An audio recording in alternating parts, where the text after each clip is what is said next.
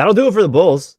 That brings us up to the Cleveland Cavaliers. Their key free agents are Colin Sexton. He's restricted. They also have Rondo, who's a non-bird free agent. Lamar Stevens has a $1.8 million non-guarantee that guarantees on 1/7, guarantees on January 7th, 2023. My guess is they're just going to fully guarantee that deal because he gave them some good minutes last year. Notable extension candidates include Darius Garland, Karis LeVert, Kevin Love, Jetty Osman, and Dean Wade. They don't have any notable trade exceptions. Their best spending tool, I have it as a non-taxpayer mid-level exception. That's assuming that Sexton gets like an $18 million deal, and in which case per year, in which case that's still going to leave them like a little bit more than $1 million beneath the tax, which isn't a ton of wiggle room with which to work during the regular season. So they very well could end up being a team that doesn't spend all of the MLE. But even after re-signing Sexton, unless he gets way more money than I think Colin Sexton is going to get, they should have that bigger MLE.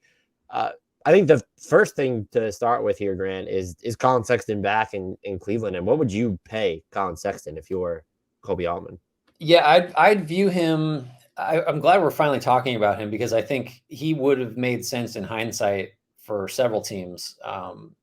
But I would view him as like a high-end scoring six-man, like really high-end, because like he averaged 24 a game a couple of years ago on good efficiency. But to me, that really just is what he does. I don't think he can be like a lead guard that facilitates offensively. I don't think you can play him, at the end of games necessarily, unless you've got really great defensive support. Which Evan Mobley and Jared Allen might count that. Yeah, which they might. So I think just in a vacuum, I don't like the idea of going over like, put it in the 12 to 15 million a year range. I think 20 feels like too much. But I do think Cleveland is and isn't a good fit for him, because you can't really play him with Garland, which is a problem, but you could, like you said, get away with him defensively because of all the length you have at other positions. So I guess I don't know. It's a coin flip. I'll just say I don't expect him to be back. Oh, wow. If there's the 12 to 15 million-ish range, I think that's doable. Just because if you look around, I mean, we'll get to them in a minute. They're like a team like the Pistons that just wants some supplementary scoring can just spend on him. The Caps, Orlando like doesn't really have an efficient scoring guard on the roster. I'm like stepping on what we're going to get to later, but I think there are places that could justify spending a little bit more than the Cavs might feel comfortable doing. I would just pay him and figure it out later. I just don't know who's going to give him the offer sheet, and I'm under the impression that it'll be like, yeah, it might be 18. I think it'll be sub 20, and it's probably shorter term. I would imagine that he might want to get back into free agency sooner by like have the option of doing it. Mm-hmm. So maybe it's like a 2+1, or is it a 3+1, whatever gets him back for that 2025 TV money.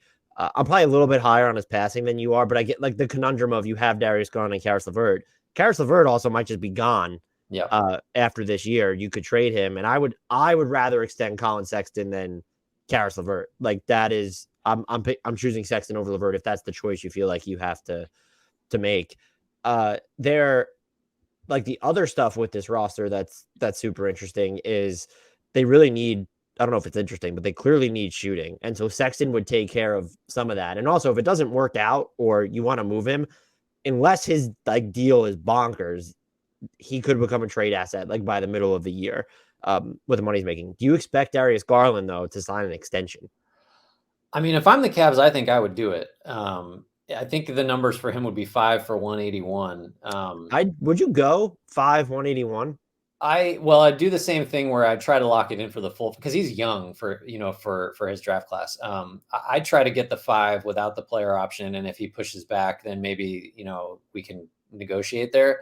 But like just the leap he took last year, I think the way that he works for this team, again, because of, I really like, we haven't even mentioned his name yet, but I think Evan Mobley just sort of allows for you to build with what would otherwise be kind of imperfect players, because Garland is undersized, but you can just sort of get away with a lot of that because of the defensive potential that Mobley is going to bring. And like, Jared Allen's no slouch there either.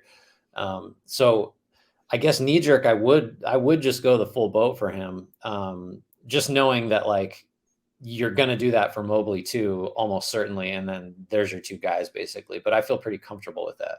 I'm with you, and I would do what you did, try and get it. Like, I'm so confident in Garland. Like, I want him for the full Yeah. 5 years. I don't want that player option if I'm the Cavs, and so I would just expect him to sign one.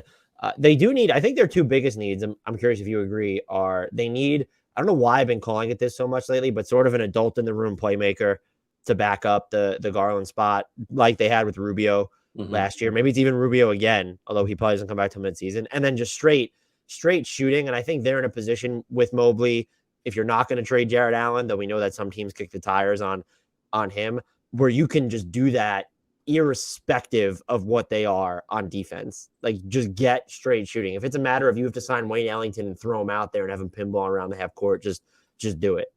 Yeah, I think Bryn Forbes is is one of the best shooters on the market. That's definitely one I think about. But then you're small again, so if you bring back Sexton or not, you're still dealing with some undersized stuff. But Forbes, you could stagger him a little bit and kind of figure out ways to make that work.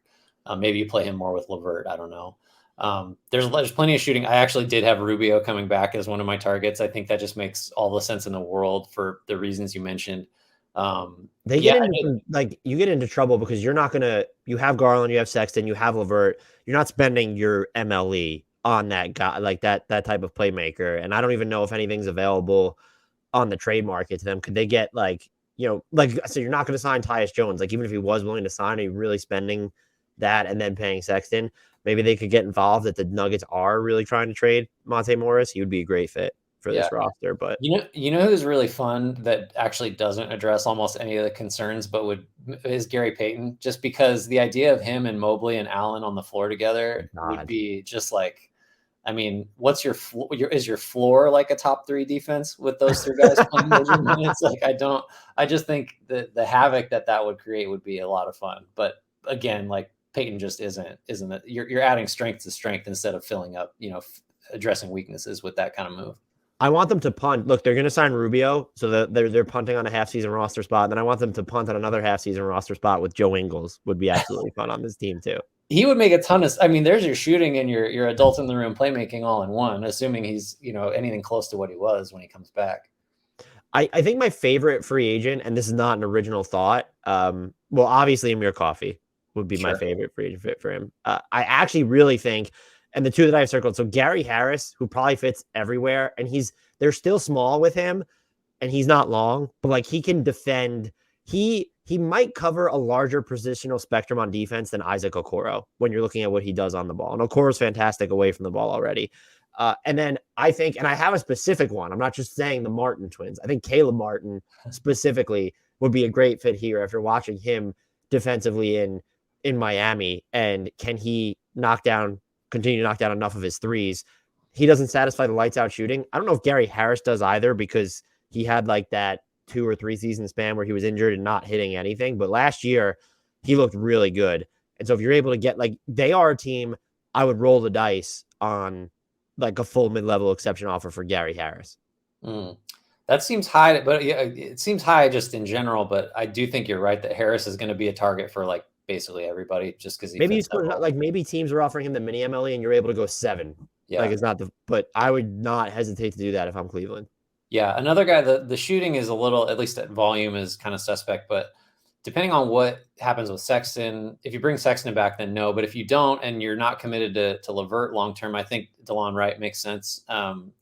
Just as a bigger backcourt counterpart for Garland, and that can, he feels funny to call him like an adult in the room type, like you said, but DeLon Wright came in as a very old rookie, and now he's a full on veteran now. So I think that would be a decent fit there too.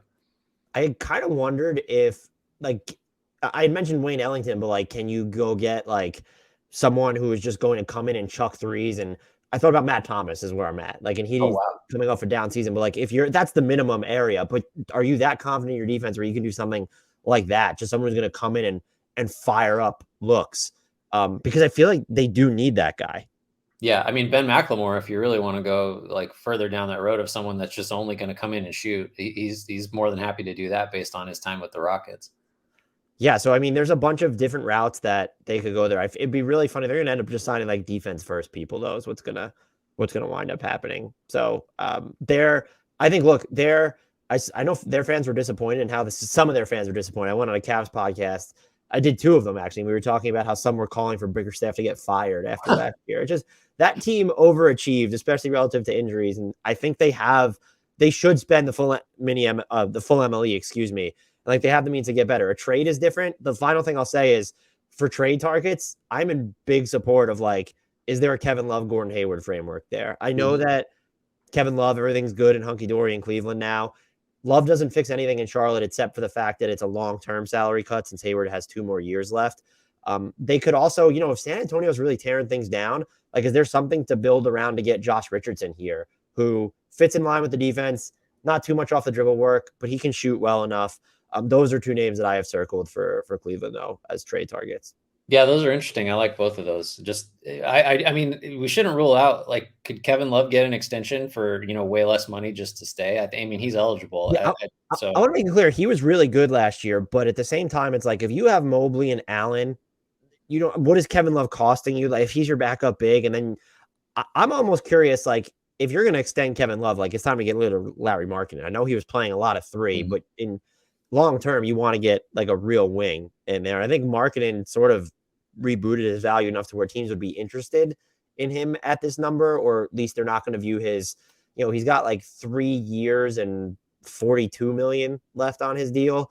Or excuse me, 52 million left, where teams aren't going to view him as like this huge net negative. Maybe they'll view him as net neutral. And also, Cedi Osman's is basically an expiring contract because his final year is non-guaranteed. So there are a lot of stuff that they could do on the trade. And look, Caris LeVert's expiring. Like, that's someone who just might, if you have Sexton and you think he's healthy, that's someone who would garner interest from other teams looking for that secondary ball handler. Like, if Dallas loses Jalen Brunson, are they going to come calling for him? I don't know what you want. Yeah, Maxi Kleber would be great, but they're not going to give you Maxi Kleber. Imagine Kleber, Mobley, and Allen. Same offense, but that's same defense. We got to get Gary Payton in there if we're going to do that and just go all 4 defenders with Garland. So I think this is a sneaky team to watch in the trade market, was my point. And I don't know which direction they would head, but they're set up to do a bunch of different things if they want to.